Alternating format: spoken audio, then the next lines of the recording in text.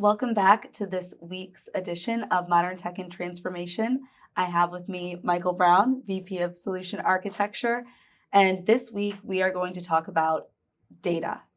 So, if you've seen the plethora of commercials that has what I consider to be the mecca of marketing, you know your company's made it when you can hire Matthew McConaughey to be in your commercials. And Salesforce has been putting out some really good commercials on data and how data is a currency and the Western data heist. So let's just talk about data and data analytics and its importance in our modern day.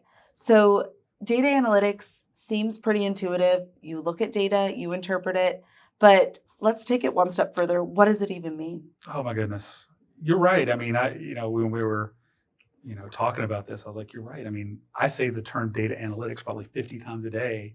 And, what is it? I have an idea in my head of what I mean, but other people may not have that same idea because it's like an umbrella term. Yeah, a dashboard. Some people think of it that way. Well, and, the idea is, what we're trying to communicate is way back a long time ago, one of my mentors said, our job in IT is to get the right information to the right person at the right time in the right context so they might act. Mm-hmm.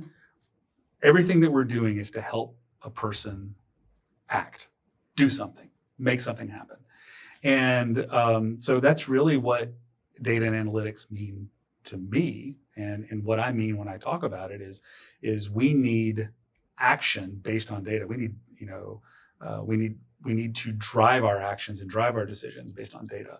And so what we also think we know is that in most enterprise organizations, that data is not being used to its fullest, right? There's an idea that there's untapped opportunity in the data. And a measurement that you can check is if I have an Excel spreadsheet in my organization that somebody who I might classify as a power user or somebody that has a lot of skill is maintaining, and a lot of people are using that, waiting on that, hoping that gets done, then you have a data and analytics issue.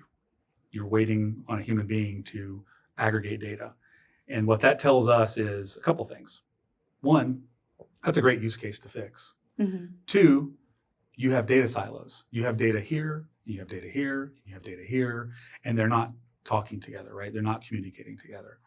And you're relying on a human being to pull it all down, put their ideas and their information into it, and then spread it amongst the company. And what's hysterical is pretty much any company you go to and you ask a question, hey, do you guys use an Excel spreadsheet to that somebody puts together, somebody manages and maintains each week? And almost 100% is like, yeah, we do that. Well, what if we were to just make a little change? Take that data, take that Excel spreadsheet, go back to where you found the data. I don't care where it is. I don't care if it's in a database. I don't care if it's in a website. I don't care if it's in a text file that you FTP from a vendor. Doesn't matter where it is. What if we automated the flow of all those data sources into a central location? Let's call that a data platform.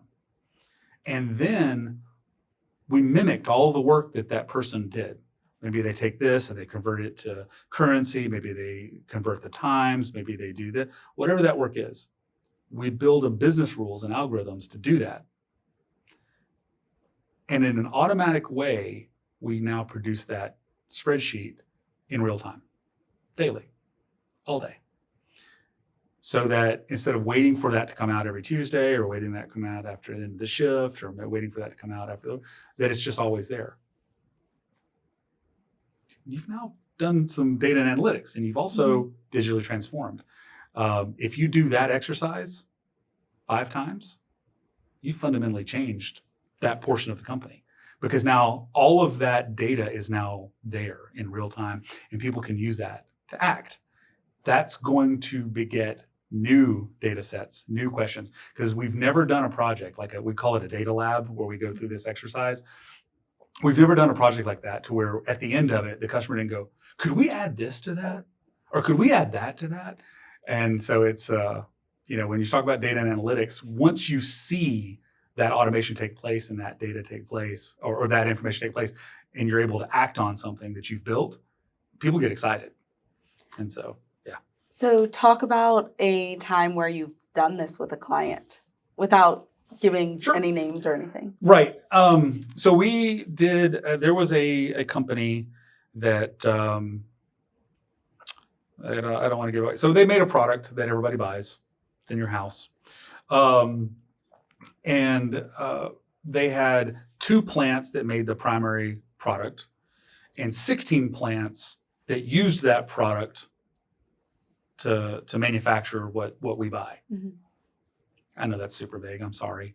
But I guess what they were doing is the data, all 16 plants had the same software, but none of it talked together. They each had their own instance of the data. And so what would happen is they would run a test when they manufactured the pellets. Let's call it pellets. They manufactured the pellets at the 2 main plants. They did some testing on it. They did some destructive testing on it. And every once in a while, they made a lot of it. So it would happen every 1 or 2 Mhm. months. The destructive test would come back. This batch, millions of pounds of it, didn't come back, and it's going to degrade much faster. So if you make an end product out of this and it goes to the customer, you're going to get claims. Mm-hmm. So it becomes a very expensive issue. Just trying to describe the issue. So what would happen is when that test would come back, they would make the product and ship it to all 16 plants. And it might be a week or so later before they got that testing back. Because most of the time it's good. And they're not going to hold that product back, right? They've got to move. So, but every once in a while it would come back. Then they would go through this process called containment. Containment is a spreadsheet in an email sent to all the plants. And all the plants would get it, the plant managers would get it and send it to the plant quality people. And the plant quality people would spend up to 3 weeks looking for this batch of stuff. Where is it? Where's it going? Probably in the store, but That's the problem. It's already been made into a product and Yeah. shipped in a lot of times, and that becomes a Mhm. huge deal. And so we did a data lab tour. We put together, and we only did about 4 sites to start. But we said, okay, where's the data coming from? What is its source system? So we understood the technology. We understood the networking of how to get to it. We understood what the data was, right? So we had many conversations about the people who owned these systems. Mhm. And we pulled them all together into a central location. And so we tied all of their data systems together. Once it landed in that central location, we were able to start putting the business rules on it. We started discovering things like there's a lot number, a customer number, a product ID, a production code to produce it, the lot ID from the original manufacturing. So we were able to come up with like 8 different identifiers that could be entered into this little quick application that we built, a little quick web application that we built that took that time of 3 weeks to instant. You could put in any one of those 8 numbers and you would immediately see where it was made, when it was shipped, how many plants it went to, where it was in the process, had it already been consumed, the customer number that had consumed it, if it were shipped, like everything. So yeah, it was super impactful, and quite honestly, it was quite inexpensive, right? For the most part, we did the POC. There was a little bit of money in that, but the infrastructure and the technology, we used the cloud technology, Mhm. and it was a couple of $1,000 for something that was super impactful. That's a wonderful use case, first Yeah, of all. Like absolutely. very powerful. Any other use cases like that come to mind? Well, I mean, the cold storage that we talked about, right? Mhm. Just being able to, pull, because of cloud and edge computing, and the use cases like something that's been around a really long time. Yeah, and we talked about that in a previous episode, right? Sure. Yes. Okay. Yeah. Yeah. So what, let's talk about data and analytics, and then we start talking about edge computing. There's some use cases of using things called MQTT brokers. So we partner with a company called HiveMQ, and what that does is allow us to collect data at the edge, Mm-hmm. store it locally at the edge, and it can be published and consumed from the edge so people at the edge can use it. And then we also push it to the cloud. And so it allows us to be able to get guaranteed delivery of data across, different types of use cases. And once we do that, then we can start putting context on it, putting analytics on it. And so, that use case of cold storage, we're able to start looking at the temperatures of all across. So let's say you're a company like this company, and you've got 100 locations with refrigerators. You only have about 6 or 7 vendors of compressors. So now you can start comparing your compressors across your vendors and looking at the performance of those things. And you're like, why is this one from this compressor vendor, it seems to be not as doing as well? Or we have a lot of downtime on this one, or we have a lot of issues with this one. And those were historically like really big SCADA and OT projects. Now we can do it with IT, with tooling, and get that data and analytics back and make actions, right? We can actually do things with it.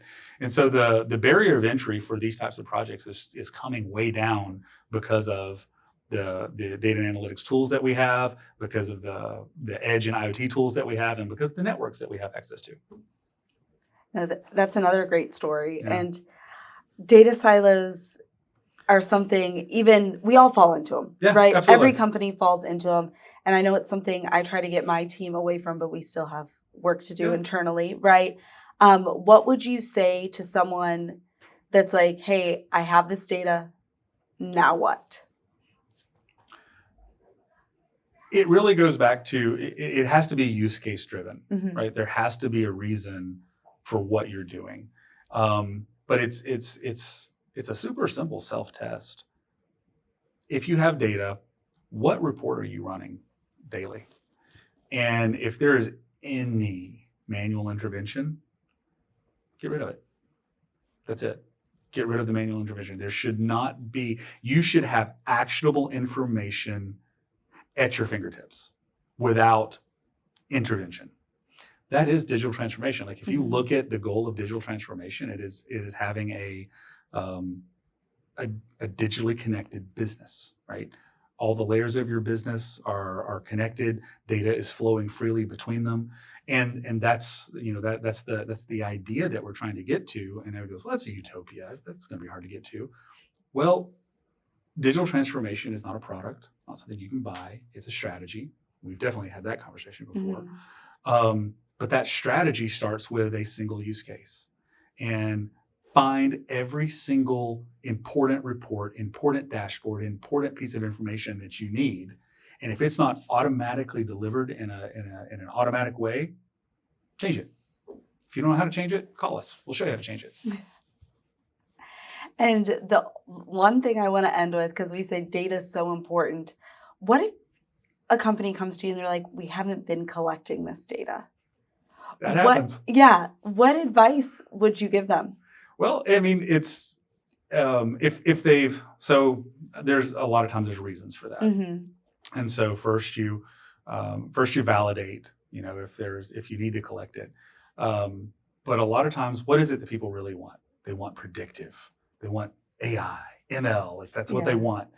And many times, honestly, one of the interesting things when we're talking about data and you're talking about machine learning or artificial intelligence, not so much with the language models that we talk about, but the traditional machine learning, categorization, regression, all those types of things.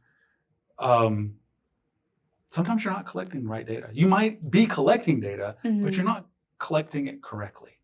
You're not collecting it at the right cadence or in the right way, or and so you have to experiment. So the idea is, if you're not doing anything today, you need a data platform, because a data platform gives you a playground or a framework that you can experiment with.